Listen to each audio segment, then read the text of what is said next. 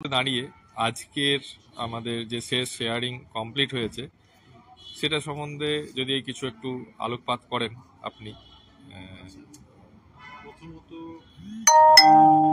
আমাদের পুরো টিমকে আমি অভিনন্দন জানাই এই বলে যে তোমরা অ্যাজ এ টিম এত সুন্দরভাবে কোঅর্ডিনেট করেছো এবং পুরো জিনিসটাকে আজকে ফাইনাল হিয়ারিং অবধি বাস্তবায়িত করতে পেরেছো অ্যাজ এ টিম। এটা ডেফিনেটলি ইট কলস ফর এ সেলিব্রেশন এবং অ্যাপ্রিসিয়েশন। এবং আমি বলবো এরকম খুব কম টিম আছে যারা এত সুন্দরভাবে কোহেসিভলি একটা এমকে নিয়ে এতখানি এগিয়ে আসতে পেরেছে। এই যুদ্ধটা প্রায় বিগত 2-2.5 বছর ধরে চলেছে।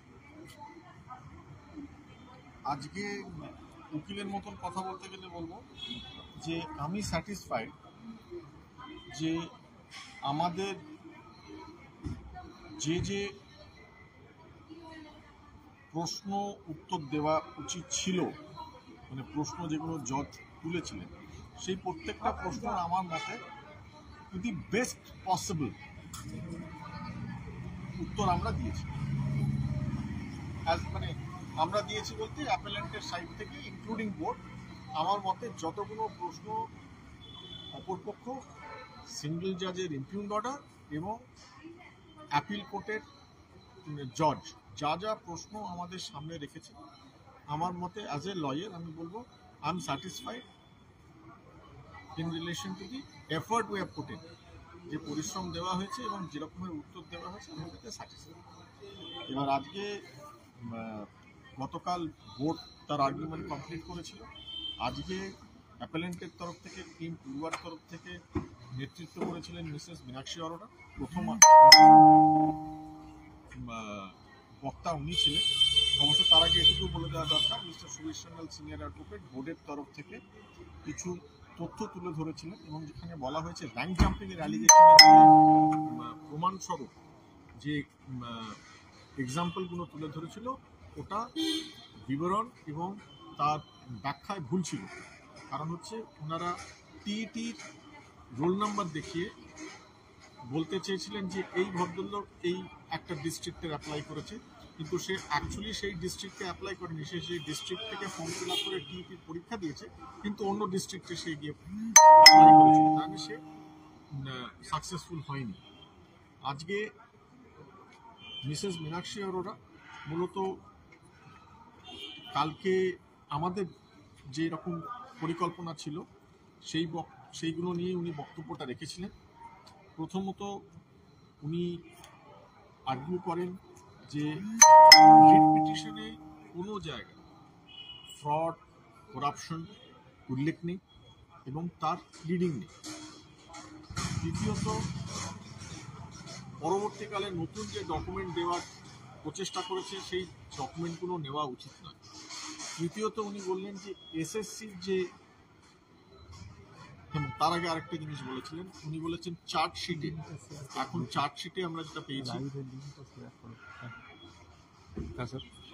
এখানে যেটা বলা হয়েছে গতকাল বোর্ড 4th চার্জশিটটা দিয়েছে এবং তার আগে অপরপক্ষ মিস্টার বিকাশ ভট্টাচার্য যতগুলো সাপ্লিমেন্টারি চার্জশিট ছিল সবকটা চার্জশিট উনি দিয়েছিলেন এবং সেই চার্জশিট অনুযায়ী 32,000 ক্যান্ডিডেটের বিরুদ্ধে কিচ্ছু পাওয়া যায়। যেখানে আজকেও তুলে ধরা হয়েছে, অন্যরাও তুলে ধরেছেন যে চার্জশিটের যে রিপোর্ট সেখানে দেখা যাচ্ছে যে জিনিসটাকে ওরা করাপশন বলছে সেটার সূত্রপাত মে 2017 পর থেকে এবং 32,000 সবজন সবাই এপ্রিল 2017 মধ্যে সম্পন্ন হয়ে গেছে। তো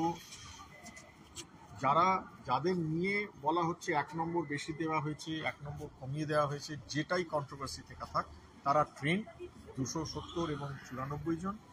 তাদের এই পুরো প্রক্রিয়াটা মে 2017 থেকে শুরু হয়েছে, তার মানে 32,000 কারোর কাছে কোনো কাজ লাগার কথা নয়।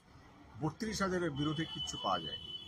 উনি এসএসসির জাজমেন্ট নিয়ে উল্লেখ করে বলেছেন এসএসসিতে ওএমআর শিট ছিল, তার একটা এন্ট্রান্স এক্সাম ছিল, সেখানে ওএমআর শিটগুলোকে ম্যানিপুলেট করানোর একটা অভিযোগ ছিল। সিবিআই কিছু তথ্য আনতে পেরেছিল এই 32,000-এর ক্ষেত্রে ওরকম কোনো এক্সামিনেশন ছিল না, কোনো ওএমআর শিটের জায়গা ছিল না। তাহলে 32,000-এর সঙ্গে এসএসসি তুলনা করা ভুল হবে। সিমিলারলি ত্রিপুরার জাজমেন্ট নিয়ে উনি বলেছেন, ত্রিপুরার জাজমেন্টটা মূলত ছিল এনসিটি গাইডলাইন্সের বিরোধী। সেন্ট্রাল গভর্নমেন্টের যে ন্যাশনালাইজ স্কিম অফ এডুকেশন ছিল তার বিরোধিতা ছিল। তাহলে পলিসি ডিসিশনটাকে চ্যালেঞ্জ করা হয়েছিল, শুধুমাত্র নিয়োগ প্রক্রিয়াটা নয়। এবং ওখানে লোকেদের চাকরি দেওয়া হয়েছিল, যারা অ্যাপ্লাই করেছিল তারা কেউ কেউ মাধ্যমিক পাস ছিল এবং শুধু ইন্টারভিউর মাধ্যমে চাকরি পেয়েছিল। তো এই জিনিসগুলোর জন্য ত্রিপুরার জাজমেন্টটাও এখানে কার্যকরী হবে না। তাছাড়া লাস্ট পয়েন্ট যেটা ম্যাডাম তুলে ধরেন, যে ক্যান 2 ক্যান 3-তে যে অ্যাপ্লিকেন্টদের প্রমাণ হিসেবে দেখিয়ে ওই তথ্যগুলোকে সামনে রাখা হয়েছিল সেটাও ভুল। কারণ কি কালকেই প্রমাণ করে দিয়েছিল, কালকেই সামনে দেখিয়ে দিয়েছিল একটা তালিকাতে 1 থেকে 81 2020 রিক্রুটমেন্ট প্রসেসের সঙ্গে যুক্ত, তারা 2016 রিক্রুটমেন্টের এই ক্যান 3-তে ঢুকে গেছে। তো এটা ছিল মিসেস আরোরার। তাছাড়া মিস্টার কল্যাণ বন্দ্যোপাধ্যায় স্যার বলেছেন এবং অব্রত মজুমদার সিনিয়র অ্যাডভোকেট, উনি ভালো আর্গুমেন্ট রেখেছিলেন। তারপরে আমাদের অ্যাপেলেন্টদের সাইড থেকে ছিল রিপ্লাই ছিল, অশোক স্যারও একটি ছোট্ট বুলেট পয়েন্ট কোর্টের সামনে রেখেছেন। আর তারপরে শারীর জয়েন্টের জন্য হয়তো মিনিট 5 সময় আমাদের শ্রী বিকাশ ভট্টাচার্য স্যার দিয়েছে। তো আমি যেরকমভাবে আজকের হিয়ারিং হয়েছে, প্রত্যেকজন সিনিয়র অ্যাডভোকেট তাদের পুরোপুরি তার বেস্ট দিয়েছেন, সব পয়েন্ট সামনে রাখা হয়েছে। এবং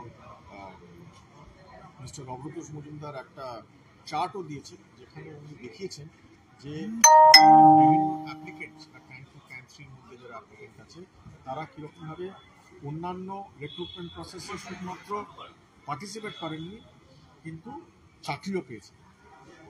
মানে যে তথ্যর মাধ্যমে কম্পিটিশনটাকে দাঁড় করানো হয়েছে সেই তথ্যগুলো ভুল এবং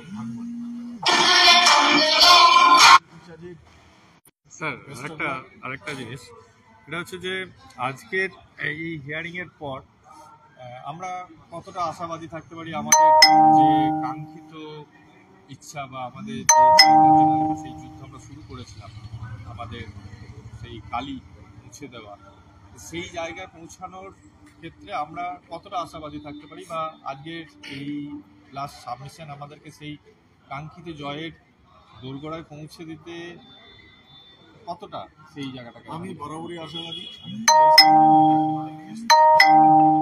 এখানে আমি একটাই তথ্য রাখবো, যে ইনভেস্টিগেটিভ এজেন্সি এই হাইকোর্টেই কেসটাকে সিবিআই, তাদের ফাইনাল রিপোর্টে 32,000 কোনো ক্যান্ডিডেটের নামে বা কারোর অ্যাপয়েন্টমেন্ট কোনো প্রশ্ন চিহ্ন তুলতে পারে।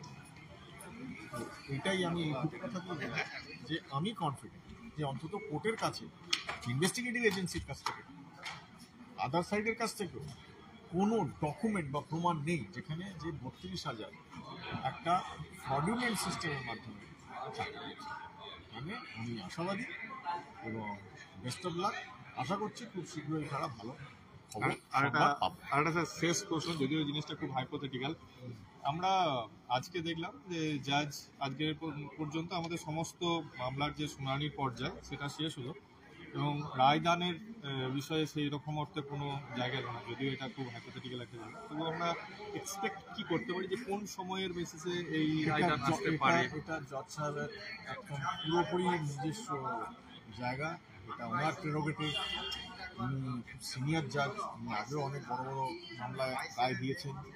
তো এটার ওপর আমার কোনো মন্তব্য নেই, আমার কোনো অনুমান করার মতন আমার দৃষ্টতা বা জ্ঞান নেই।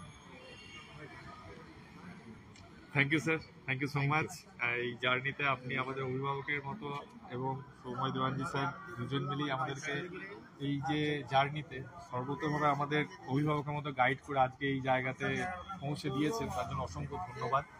আমরাও আশা রাখছি যে আগামী দিনে যে কাঙ্ক্ষিত জায়গার জন্য আমরা এই যুদ্ধ শুরু করেছিলাম তাতে হয়তো আমরা সাফল্য লাভ করবো এবং একসাথে সেই জয়ে নিশ্চয়ই করবো। এবং আমি আনন্দ তোর ভাগ সঙ্গে করে একমত, নেবো। এখানে যদি শুভময় একটা খুব বড় খুঁটির মতন না থাকতো একদম তাহলে এই আপনারা দুজনেই এই সমস্ত কাজটা জায়গাতে এত সুন্দরভাবে সময় বাস্তবায়িত দেওয়ানজি স্যার এবং আপনিও দুজন মিলে যেভাবে আমাদেরকে প্রত্যেকটা জায়গায় প্রত্যেকটা ক্ষেত্রে গাইড করে আজকে এই কাঙ্ক্ষিত যুদ্ধটাকে একটা সেই ছোট্ট চারা গাছ থেকে আজকে এই মহিলার জায়গাতে আমরা একত্রিত হয়েছি আপনাদের গাইডেন্সে।